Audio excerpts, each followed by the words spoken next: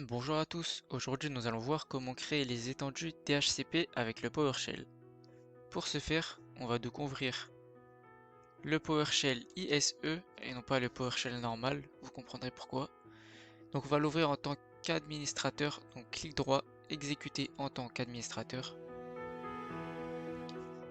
Une fois dessus, donc si à droite vous n'avez rien d'affiché comme moi actuellement, vous cliquez juste ici.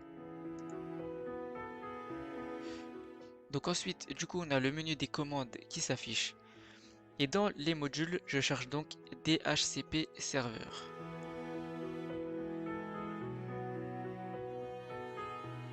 DHCP Server, il est juste là. Donc quand on clique dessus, on peut s'apercevoir qu'il nous affiche toutes les commandes disponibles en lien avec le DHCP. Donc nous, ce que l'on veut, c'est de créer une étendue IPv4. Donc dans la liste, on va chercher add DHCP serve v4 scope. Donc on le cherche, il est juste là. Donc add DHCP serve v4 scope. Donc ici, le v4 signifie IPv4. Donc maintenant, si on clique dessus et qu'on clique sur afficher les détails,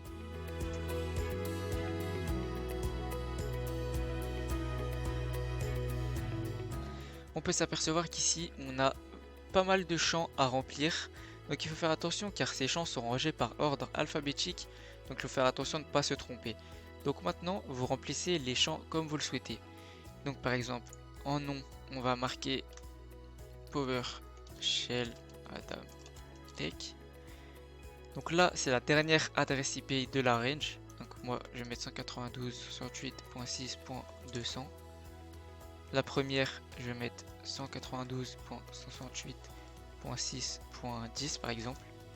Donc le masque de sous-réseau ici, il ne se remplit pas automatiquement comme la procédure due par le gestionnaire. Donc vous mettez le subnet masque qui vous correspond. Donc moi c'est celui-ci. Ensuite ça, on s'en fiche, on s'en fiche, on s'en fiche. Enfin moi personnellement dans mon cas, je cherche pas une configuration poussée, donc je ne les remplis pas. Après si vous souhaitez les remplir, vous pouvez. Donc ici le délai par contre on va le mettre, donc c'est tout simplement le délai du bail, donc quand est-ce que les adresses IP vont être expirées. Donc par défaut avec Windows c'est à 8, donc je le mets à 8 et je laisse comme ça. Vous pouvez mettre une description, vous pouvez remplir la suite, mais moi dans mon cas ça sera pas utile. Donc maintenant une fois que vous avez rempli ce qui vous convient, vous pouvez cliquer sur insérer. Donc une fois que vous avez cliqué sur insérer, ici vous aurez la ligne de commande avec vos paramètres, avec la syntaxe exacte. Voilà, comme on peut voir, on a ici la commande avec la syntaxe parfaite, donc ADHCP. On a l'adresse, la dernière adresse, le nom, le subnet, la première adresse et le délai.